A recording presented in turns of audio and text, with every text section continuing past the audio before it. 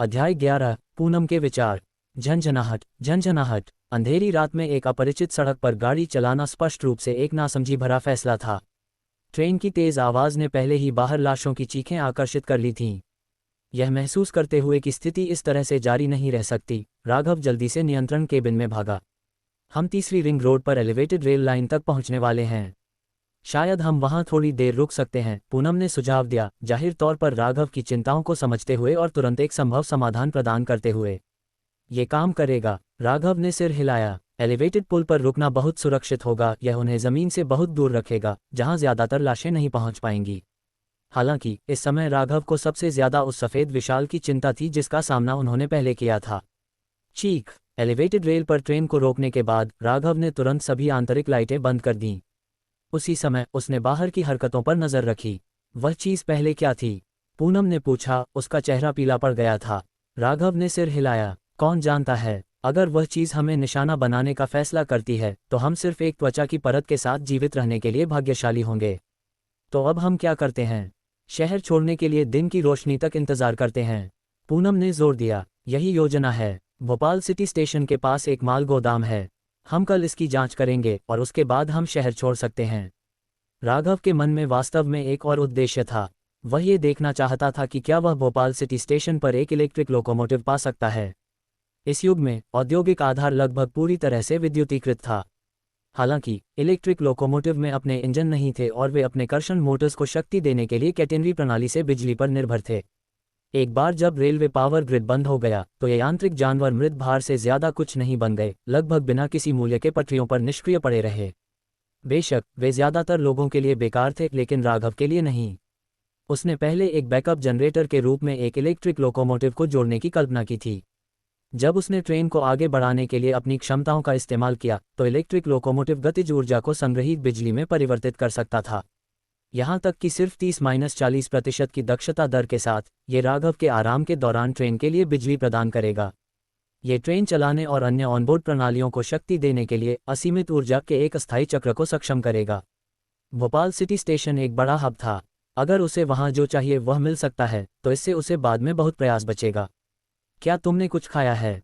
राघव ने पूनम की ओर मुड़ते हुए पूछा। उसने देखा कि वह कितनी थकी हुई लग रही थी।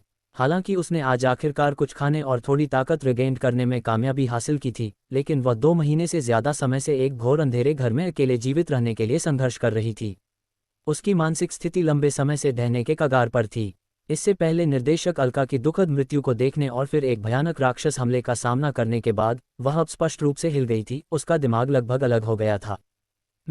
पूनम हिचकिचाई। उसकी आवाज नर्म और डरपोक थी क्योंकि उसने जवाब दिया, मैंने अभी अभी पानी और भोजन की आपूर्ति को छांटा है। एक मोटे अनुमान से अगर हम दिन में सिर्फ एक भोजन खाते हैं तो हम केवल 1 महीने तक ही रह सकते हैं। जैसे ही उसने ये कहा, उसके लहजे में अपराधबोध का एक निशान था। उसने पहले ही खुद को और राघव को इस दिन में एक भोजन परिदृश्य में शामिल कर लिया था। उससे परामर्श किए बिना राघव ने उसे स्पष्ट रूप से नहीं बताया था कि उसे उसके समान दर पर खाने की अनुमति थी। राघव की नज़र पहली बोगी की ओर गई। तब तक पूनम ने सब कुछ साफ कर दिया था। बिस्तर और सोफे सभी करीने से व्यवस्थित थे, तकिए और कंबल ठीक से रखे गए थे। फ्लैट स्क्रीन टीवी को छोड़कर, जिसे वह सेट करना नहीं जानती थी, और स्टील फ्रेम वाला बिस्तर जिसे अभी तक वेल नहीं किया गया था, पहली बोगी एक आवारा के गंदे मान से एक आरामदायक एक बेडरूम की जगह में बदल गई थी। सर्वनाश के डर के तहत महीनों तक रहने के बाद इसे देखकर दोनों को नीचे लेटने और सोने की लालसा हुई। राघव स्टोरेज रैक पर गया और पूनम को फलों का एक कैन पकड़ा कर दिया। यहाँ, ये खाओ, फिर थोड़ी देर सो जाओ। अरे, पूनम आश्चर्य से चिल्लाई। उसकी आवाज में आश्चर्य और हिचकिचाहट दोनों का पता चला क्योंकि उसने उसके हाथ में कैन को देखा। उसकी आंखों में लालसा और बेचैनी का मिश्रण था। मीठे, आकर्षक फलों के कैन ने तुरंत उसकी भूख को जगा दिया, लेकिन राघव के शब्द सो जाओ ने उसे क्षण भर के लिए अचेत कर दिया। उसका दिमाग भटकने लगा। धन्यवाद, उसने बुदबुदाया, आज्ञाकारी रूप से कैन को लेते हुए। वह सोफे पर बैठ गई, उसे खोला और एक घूंट लिया। मिठास भारी थी और ऐसा लगा कि यह उसके शरीर की हर कोशिका को जगा रही है, उसे राहत और खुशी की एक अवर्णनीय भावना से भर रही है। उस पल में पूनम को हल्के सिर का एहसास हुआ। उसकी चेतना धुंधली हो गई। उसने बड़े बड़े निवालों में फल खाए और एक धुंधला विचार उसके दिमाग में आने लगा। बहुत मीठा, बहुत स्वादिष्ट। मैं बस सोना चाहती हूँ। इससे क्या फर्क पड़ता है कि मैं एक छात्रा हूँ और वह एक शिक्षक है। इस तरह की दुनिया में वह सिर्फ एक आदमी है और मैं सिर्फ एक औरत हूँ। इसके अलावा वह एक सक्षम उपयोगकर्ता है। उसने मेरी जान बचाई, यहाँ तक कि मेरी जान भी उसकी है। सोचने के लिए और क्या है? अगर वह कुछ चाहता है तो ऐसा ही हो। यह विचार उसके दिमाग में एक दानव की फुसफुसाहट की तरह गूंज उठा, जिससे वह कांपने लगी। उसका शरीर तनाव में आ गया और उसने अवचेतन रूप से अपने पैरों को कस लिया। यह एक भयानक फिर भी अजीब तरह से मुक्तिदायक सनसनी थी, मानो उसके पुराने सिद्धांतों को छोड़ने से उसे स्वतंत्रता की एक उत्साहजनक भावना मिली हो। बहुत जल्दी पूनम ने पूरे फलों के कैन को समाप्त कर दिया। वह खड़ी हुई लेकिन आधे रास्ते में रुक गई, मानो कुछ याद आ रहा हो। वापस मुड़कर उसने अपना बैकपैक उठाया और एक छोटी वस्तु निकाली, उसे अपने हाथ में कसकर पकड़ लिया और फिर चुपचाप बिस्तर के किनारे बैठ गई। उसी समय राघव तीसरी बोगी में था, क्षतिग्रस्त हाइड्रोलिक लिफ्ट गेट की मरम्मत के लिए अपनी क्षमता का उपयोग कर रहा था। जब वह पहली बोगी में लौटा और पूनम को अपना सिर नीचे करके बिस्तर पर बैठे देखा तो उसकी भौहें सिकुड़ गईं। तुम वहां बैठकर क्या कर रही हो? जाओ सो जाओ, हम आज रात बारी बारी से पहरा दे रहे हैं, तो अभी थोड़ा आराम करो और बाद में उठो। ये सुनकर पूनम आश्चर्य से ऊपर देखा, उसका भाव भावनाओं के मिश्रण से चमका। उसने जल्दबाजी में जवाब दिया, ओह ठीक है। उसका चेहरा शर्मिंदगी और निराशा दोनों से लाल हो गया। जल्दी से वह उठी, सोफे पर चली गई, अपने जूते उतारे और लेट गई।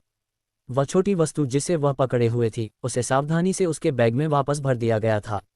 राघव ने पानी की एक बोतल पकड़ी, उसकी तेज नज़र पूनम के घबराए हुए डिमीना को नहीं चुकी। फिर भी वह अपनी इच्छाओं से शासित होने वाला व्यक्ति नहीं था। उन्हें यह भी नहीं पता था कि क्या वे उस सफ़ेद विशाल को हिलाने में कामयाब रहे थे। ऐसे समय में जब अस्तित्व एक धागे से लटक रहा था, केवल एक बेवकूफ़ ही महत्वपूर्ण से कम किसी भी चीज़ पर अपनी ऊर्जा बर्बाद करेगा। राघव फिर दूसरी बोगी में चला गया। रहस्यमय युवा लड़की अभी भी गहरी नींद में थी, जो उसे अजीब लगा। अब तक वह लगभग 20 घंटे से सो रही थी, कल रात से अब तक। क्या वह वास्तव में सो रही थी या सिर्फ दिखावा कर रही थी? माथे पर बल डालकर राघव उसके सामने नीचे झुक गया, उसके नर्म गोल मटोल गालों को चुटकी लेने के लिए पहुंचा। हे, अगर तुम सोने का नाटक करती रहती हो तो मैं तुम्हें सड़क पर फेंक दूंगा। जाग जाओ, मैं तुम्हारी पैंट उतारने जा रहा हूँ। ओह, गुलाबी वाली, है ना? उसकी हरकतों के बावजूद लड़की शांति से सोती रही, उसका भाव शांत था। उसकी लंबी पलकें थोड़ी कांप गईं, जिससे राघव थोड़ा हारा हुआ महसूस कर रहा था। अगर उसके पास रहस्यमय और अज्ञात क्षमता नहीं होती तो राघव उसे बचाने पर भी विचार नहीं करता। सबसे अच्छा, वह एक हानिरहित बोझ साबित हो सकती है, लेकिन कौन जानता था कि एक बार जब वह जागती है तो वह एक मदद या खतरा बन जाएगी। जैसे जैसे रात गहरी हुई, तापमान गिर गया। राघव ने एक असहाय आह भरी और लड़की को पहली बोगी में ले गया। तब तक पूनम पहले ही एक थकी हुई गहरी नींद में गिर गई थी। उसने लड़की को पूनम के बगल में सोफे पर लिटाया और दोनों महिलाओं को एकदम नए मोटे कंबल से ढक दिया। खैर, सुंदरियों से भरी एक पूरी ट्रेन रखना ज्यादा बुरा नहीं लगता, राघव ने खुद से बुदबुदाया। उसने दो सोई हुई महिलाओं पर नजर डाली, एक लुभावनी सुंदर, एक कोमल और सुरुचिपूर्ण डिमीना के साथ, दूसरी नाजुक और आकर्षक, एक खिलते हुए फूल की तरह। किसी कारण से उसके भीतर शरारती संतुष्टि की एक अजीब भावना उमड़ पड़ी। अध्याय 12, पूर्वनियोजित योजना। वर्तमान यांत्रिक हृदय स्तर LV.1210/500। युक्ति: यांत्रिक हृदय को अपग्रेड करने से विशेष कौशल इनाम मिलते हैं। LV3, LV6 और LV9 पर रहस्यमय जागरण अनलॉक होते हैं। मूल गुण: ताकत LV12750, गति LV1850, सुरक्षा कवच LV01830। वर्तमान मूल कौशल: यांत्रिक भक्षण LV.1278/300, यांत्रिक विनिर्माण LV.1112/300, यांत्रिक स्कैन निष्क्रिय, यांत्रिक मरम्मत निष्क्रिय, यांत्रिक संचालन निष्क्रिय। विशेष कौशल: पवन तोप LV.112110। रुको, क्या मैंने उस सफ़ेद राक्षस पर 2 बार पवन तोप का इस्तेमाल किया तो कौशल निपुणता इतनी क्यों बढ़ गई? राघव ने पवन तोप की निपुणता को देखा, जो अब 12 पर थी, और क्षण भर के लिए हक्का बक्का रह गया। उसने मान लिया था कि हर उपयोग से निपुणता केवल 1 अंक से बढ़ेगी। इसके बजाय यह अचानक काफ़ी आगे बढ़ गया। क्या ऐसा हो सकता है कि महत्वपूर्ण स्थितियों में एक कौशल की महारत में काफ़ी वृद्धि हो? कुछ विचार के बाद राघव को लगा कि यह परिकल्पना प्रशंसनीय थी। उसी समय एक छोटे मालवाहक ट्रक को भक्षण करने से उसे बहुत बड़ा लाभ हुआ था। 30 यांत्रिक ऊर्जा अंक, 10 भक्षण निपुणता अंक और यहाँ तक कि गुणों में 12 अंकों की वृद्धि। यह एक बड़ा लाभ था। धिक्कार है, अगर कोई मुझे एक पार्किंग स्थल तक पहुँच दे सकता है तो मैं बिना ब्रेक के 996 काम कर रहा हूँ। राघव ने खुद से बुदबुदाया, लेकिन वह जानता था कि यह एक इच्छाधारी सोच थी। पहले की स्थिति को पीछे मुड़कर देखते हुए वह यह एहसास नहीं छोड़ सकता था कि उसके जीवित रहने में शुद्ध किस्मत ने एक बड़ी भूमिका निभाई थी। वह राक्षस कुछ समय के लिए उसके पास खड़ा रहा होगा क्योंकि उसने पहले कुछ हरकत सुनी थी। शायद इसलिए कि वह केंद्रित रहा और उसने कोई आवाज़ नहीं की, राक्षस ने तुरंत हमला नहीं किया, वरना उसे पहले ही एक कबाब की तरह काट दिया गया होता। जैसा कि अपेक्षित था, उच्च जोखिम के साथ उच्च पुरस्कार आते हैं।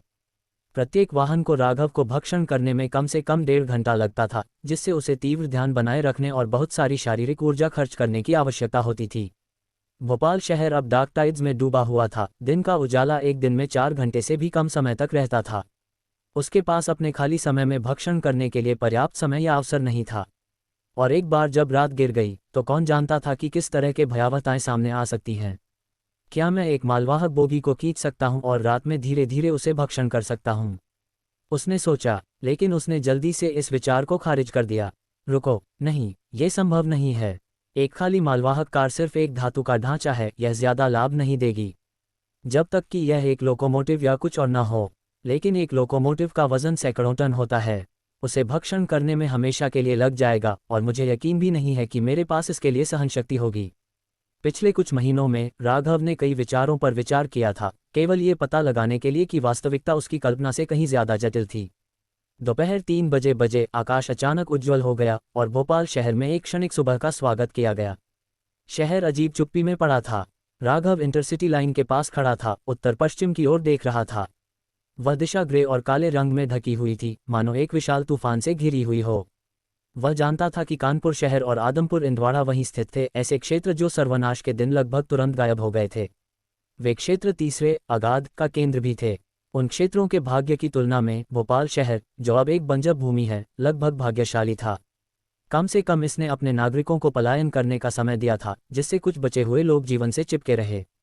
राघव को अभी भी कानपुर शहर की अपनी यात्रा याद थी, जहां चावल के नूडल्स और बारबेक्यू ने एक स्थायी छाप छोड़ी थी। लेकिन अब मानवता के इन सांस्कृतिक प्रतीकों को पलक झपकते ही राख में बदल दिया गया था।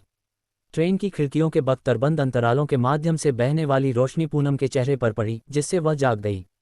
उसने धीरे धीरे अपनी आंखें खोली और राघव को बिस्तर के फ्रेम को वेल्ड करते देखा। उसने तुरंत सीधा किया। उसके चेहरे पर अपराधबोध स्पष्ट था क्योंकि उसने माफी मांगी। मुझे खेद है राघव, क्या मैं ज्यादा सो गई? ठीक है, राघव ने अपना सिर मोड़े बिना जवाब दिया। तुम बहुत अच्छी हालत में नहीं लग रही थीं। साथ ही कल रात अद्वितीय थी। वह राक्षस वापस आ सकता है, इसलिए मैंने तुम्हें नहीं जगाया। अब भी दिन के उजाले के लौटने के साथ राघव अपने दिल में बेचैनी को दूर नहीं कर सका। वह सफ़ेद विशाल भी उसके स्टील किले को तोड़ने में सक्षम हो सकता था।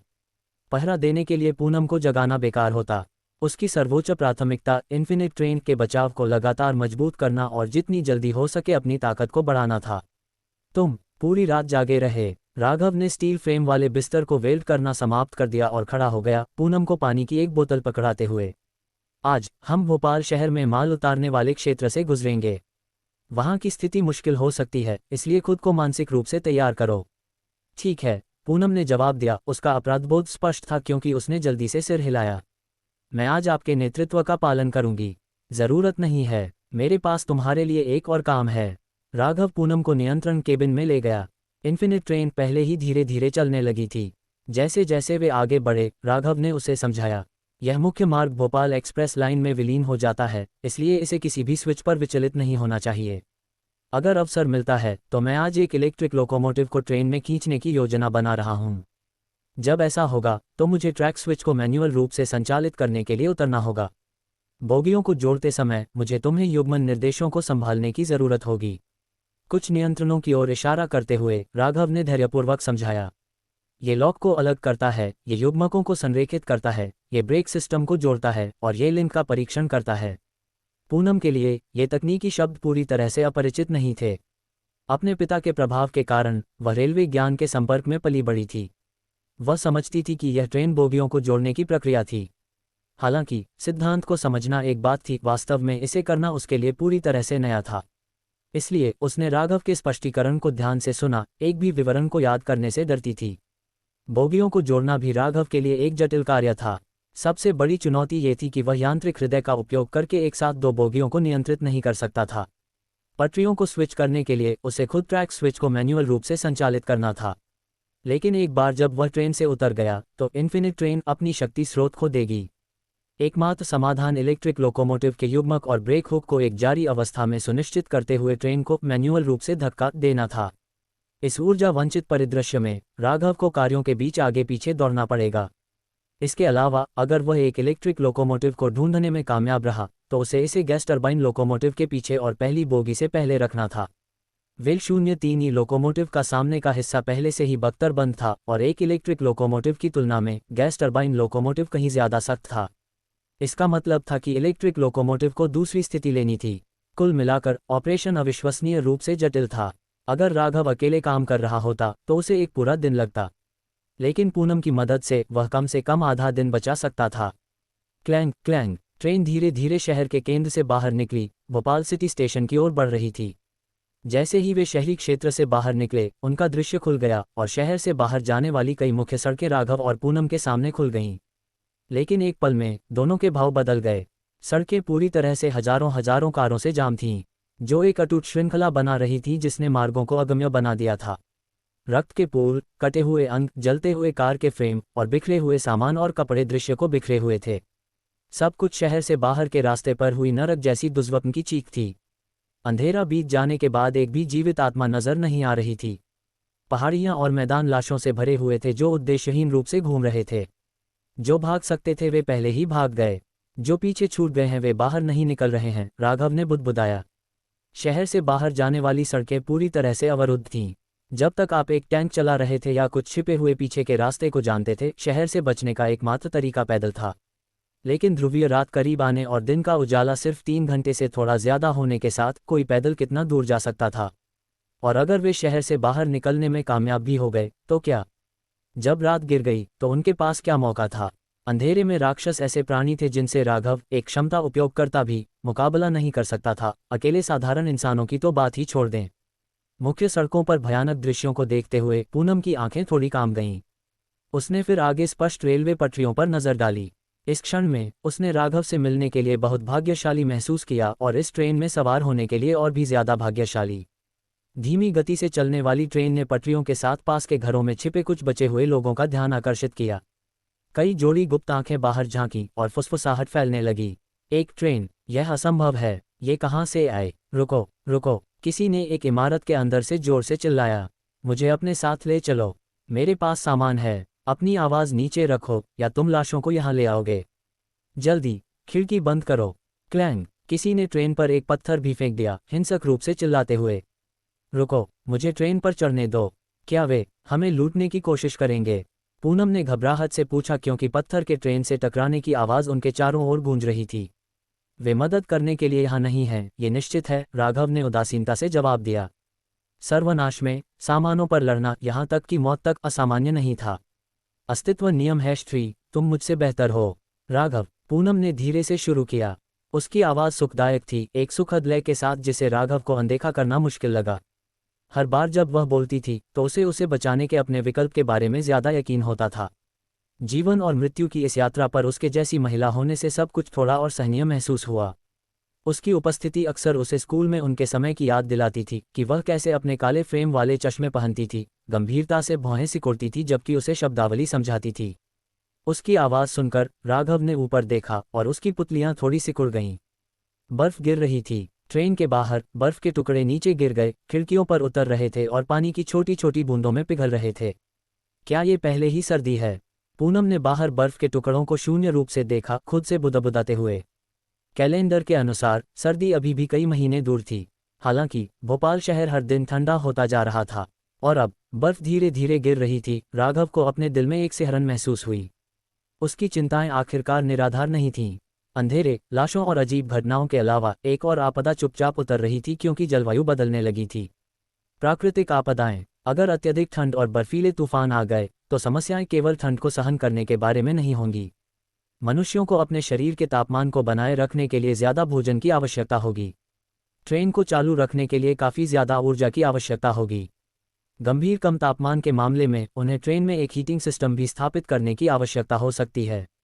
धिक्कार है, राघव ने अपनी सांस में शाप दिया। वह भोजन को संग्रहित करने के लिए एक रेफ्रिजरेटर ढूंढने की योजना बना रहा था, लेकिन वर्तमान स्थिति को देखते हुए ऐसा नहीं लग रहा था कि अब इसकी आवश्यकता होगी। अध्याय 13, घात लगाकर हमला। चूंकि ट्रेन अभी भी शहर की सीमा के भीतर चल रही थी, राघव ने जानबूझकर इसकी गति को धीमा कर दिया। शहर में अराजकता थी और वह अवरुद्ध पटरियों से बचना चाहता था और अनावश्यक परेशानी को आकर्षित करने वाले शोर को कम करना चाहता था। लाइट रेल लाइन से Bhopal express line main line में विलय करते हुए आसपास का इलाका खुलना शुरू हो गया। कभी कभार आवारा लाशें या जानवर जो पटरियों पर भटक रहे थे, वे बस ट्रेन के पहियों के नीचे कुचल दिए जाते थे। जल्द ही ट्रैक स्विच की संख्या बढ़ गई, जिससे एक विस्तृत खुला क्षेत्र बन गया जो शाखा लाइनों पर खड़ी विभिन्न मालगाड़ियों से भरा हुआ था। उनमें से कई कंटेनर ट्रेनें थीं, लेकिन बिना किसी अपवाद के सभी मालवाहक दरवाजे खुले थे। अंदर का सामान बचे हुए लोगों द्वारा लंबे समय से लूटा जा चुका था, जिससे केवल खाली कार्डबोर्ड बक्से और प्लास्टिक बैग जमीन पर बिखरे हुए थे। जो बचा था वह अलग अलग बोगियों के साथ मिश्रित मालगाड़ियां थीं, जिनमें बॉक्सकार, फ्लैटबेड और टैंकर शामिल थे, लेकिन उन्हें भी बख्शा नहीं गया था। कुछ बोगियां तो पटरियों पर भी उलट गई थीं। शाखा लाइन एक दूरस्थ लोडिंग प्लेटफॉर्म और होइस्टिंग वर्कशॉप से जुड़ी हुई थी। स्पष्ट रूप से ये भोपाल शहर का रेल माल ढुलाई केंद्र था। ये सुविधाएं आमतौर पर एक शहर के भीतर यात्री स्टेशनों से ठीक पहले स्थित होती थीं। राघव ने फ्रेट स्टेशन में जाने वाली डबल ट्रैक रेलवे के प्रवेश द्वार पर इन्फिनिट ट्रेन को रोक दिया। उसने लेआउट का अध्ययन किया, फिर ट्रेन का दरवाजा खोला और शाखा लाइन के बगल में ट्रैक स्विच की ओर बढ़ गया। उस पर अपना हाथ रखते हुए उसने मोटर को सक्रिय किया। चीख! ट्रैक स्विच बदल गया। राघव ट्रेन में लौट आया और उसे शाखा लाइन पर चला गया, जो लोडिंग प्लेटफॉर्म नंबर 4 के रूप में चिन्हित एक प्लेटफॉर्म पर रुक गया। ये वॉकी टॉकी लो, भले ही मैं ही हूँ, दरवाज़ा मत खोलना। जब मैं वापस आऊँगा तो मैं इसे खुद खोलूँगा, राघव ने पूनम को निर्देश दिया, क्योंकि उसने अपना बैकपैक अपने कंधे पर टांग लिया और अपनी छोटी तलवार पकड़ ली। जब तक तुम दरवाज़ा नहीं खोलती, कोई तुम्हें छू नहीं सकता। पूनम ने सिर हिलाया, ये समझते हुए कि राघव की ट्रेन को नियंत्रित करने की क्षमता का मतलब है कि वह चीज़ों को खुद संभाल सकता है। उसने आज्ञाकारी रूप से उसके निर्देशों को याद कर लिया। बाहर सावधान रहना, उसने सच्ची चिंता के साथ जवाब दिया। नियंत्रण केबिन का एयरलॉक दरवाजा हिस की आवाज़ के साथ खुला। नियंत्रण केबिन के दरवाजे और तीसरी बोगी में हाइड्रोलिक लिफ्ट गेट के अलावा इन्फिनिट ट्रेन के रहने वाले डिब्बों के अन्य सभी दरवाजे वेल्डेड बंद थे और स्टील प्लेटों के साथ प्रबलित थे। जब तक वे कल रात के सफ़ेद विशाल जैसे किसी अजीब प्राणी का सामना नहीं करते, तब तक न तो साधारण लोग और न ही लाशें अंदर उनकी सुरक्षा के लिए कोई वास्तविक खतरा पैदा करती थीं। ट्रेन से बाहर निकलते हुए राघव ने अपने पीछे का दरवाज़ा बंद कर दिया। एक हड्डी को ठंडी हवा ने तुरंत उसका स्वागत किया, जो उसके कपड़ों से गुजर रही थी और उसके चेहरे पर चुभ रही थी।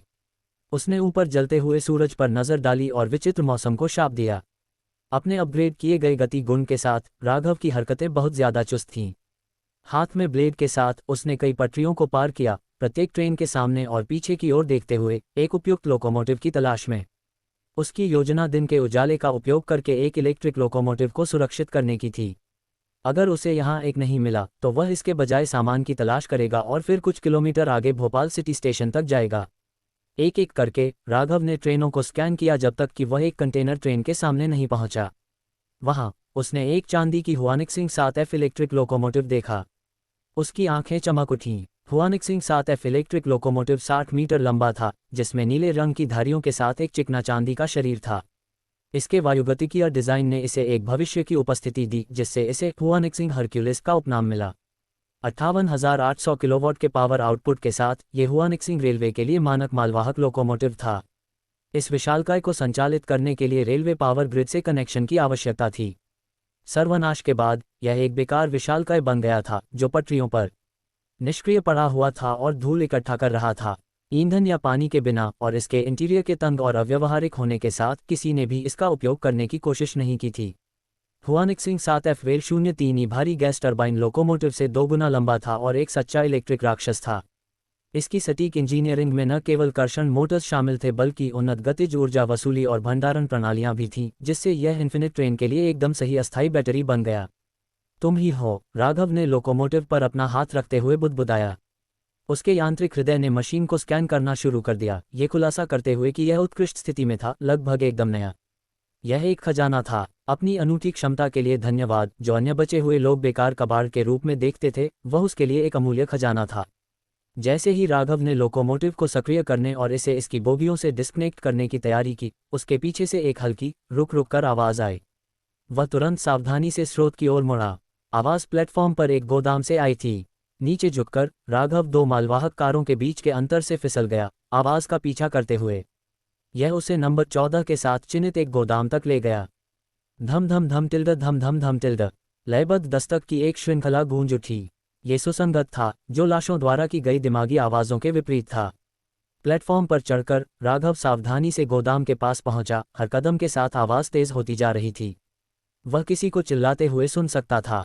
मदद, क्या कोई वहां है? आवाज़ दबी हुई थी, जैसे किसी ध्वनि रोधक सामग्री से अवरुद्ध हो। राघव वेयरहाउस 14 के दरवाजे पर पहुंचा और आंशिक रूप से खुले प्रवेश द्वार से अंदर झांका। उसने पाया कि यह एक कोल्ड स्टोरेज सुविधा थी, जिसके अंदर दो बड़े सफ़ेद फ्रीजर थे। हालांकि भोपाल शहर की बिजली कटौती के कारण इंटीरियर से एक अवर्णनीय सड़ांध की बदबू आ रही थी। गंध ने राघव को एक मुक्के की तरह मारा और उसने लगभग डिब्बाबंद मांस को उल्टी कर दी जो उसने पहले खाया था। जैसे ही राघव गोदाम में आगे बढ़ा, उसने आखिरकार शोर का स्रोत देखा। वन के रूप में चिन्हित एक बड़े फ्रीजर की आइसोलेशन विंडो के पीछे दो महिलाएं दिखाई दे रही थीं।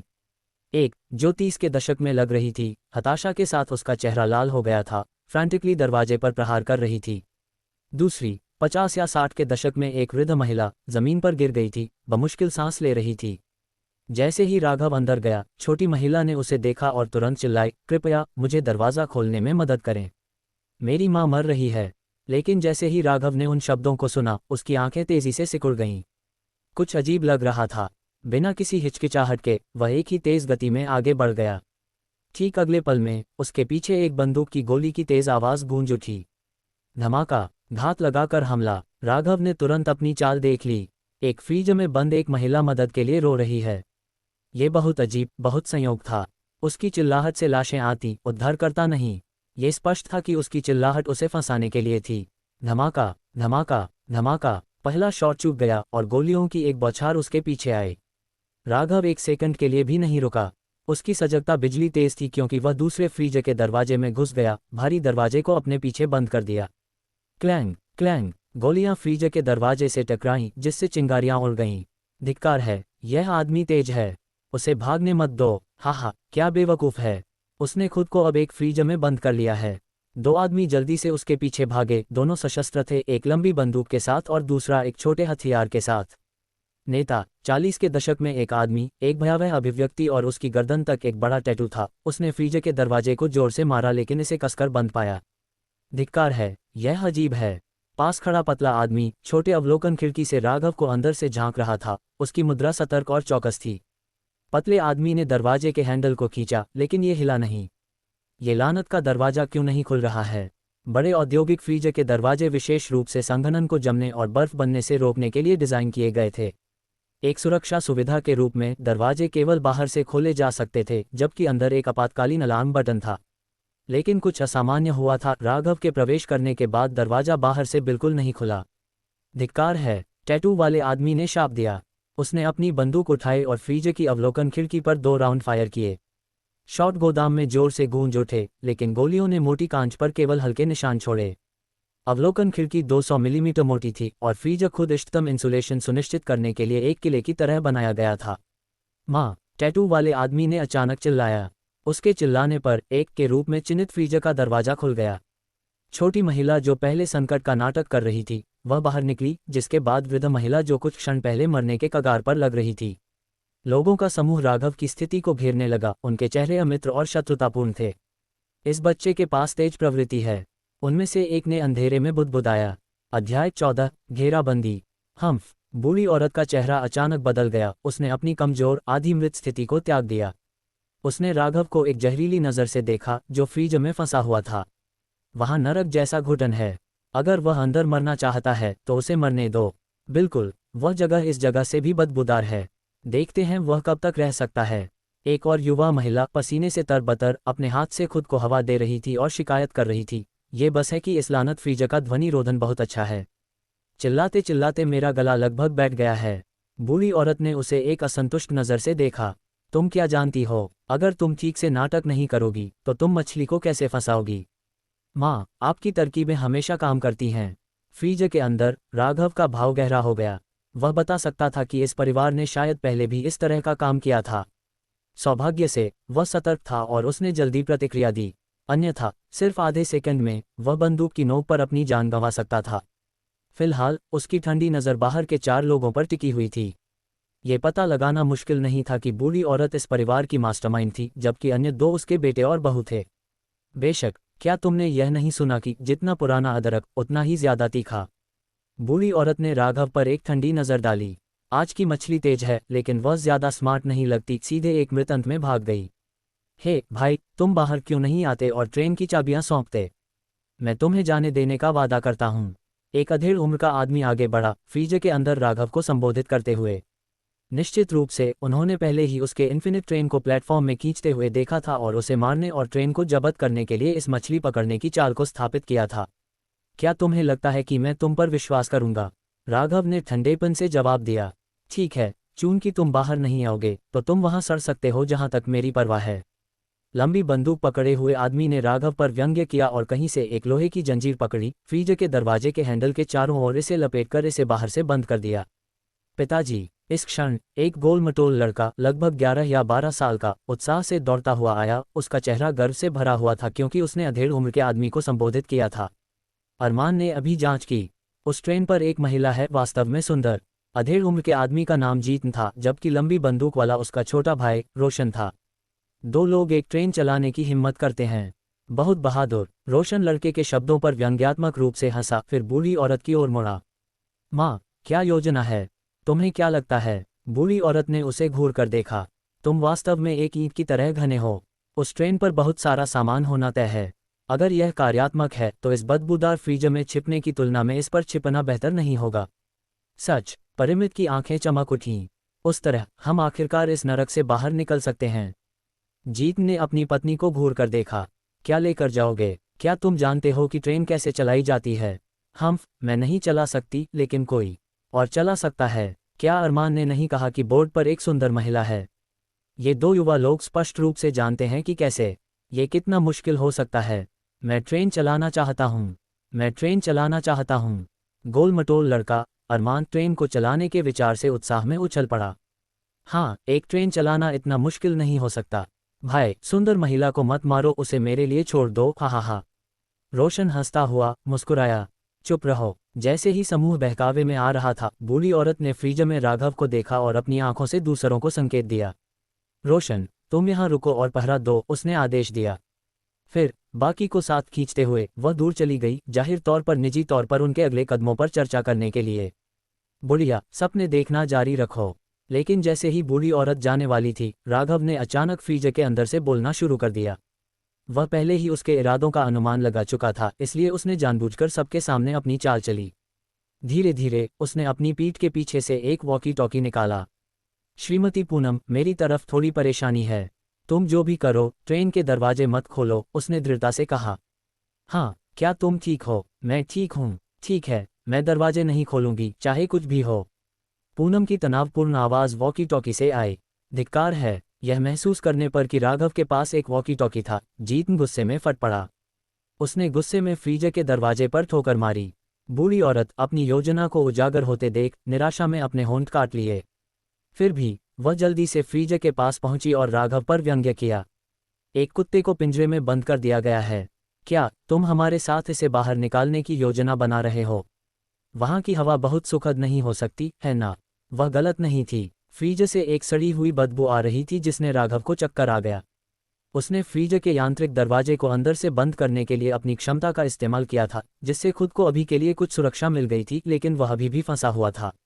अपने चाचा को चोदो, जीत ने फ्रीजर की खिड़की को मारा, बेरहमी से चिल्लाते हुए। बच्चे, तुम्हें लगता है कि तुम भाग सकते हो? देखते हैं तुम कब तक टिक पाते हो। अगर तुमने मुझे नाराज किया तो मैं उस महिला को बाहर खींच लूंगा और तुम्हारे सामने उसे चोदूंगा। बूढ़ी औरत का चेहरा और भी ज्यादा जहरीला हो गया। अगर तुम जानते हो कि तुम्हारे लिए क्या अच्छा है तो तुम सहयोग करोगे। तुम और महिला ट्रेन चलाओ और हम सब एक साथ भाग जाएंगे। मैं गारंटी देता हूं कि तुम जीवित रहोगे। कैसा रहेगा? उसकी आंखों में राघव एक पिंजरे में फंसे पक्षी से ज्यादा कुछ नहीं था।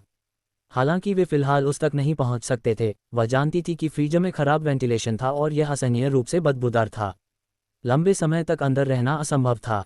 किसी अन्य निकास के बिना उसने सोचा कि राघव सिर्फ एक व्यर्थ प्रतिरोध कर रहा था।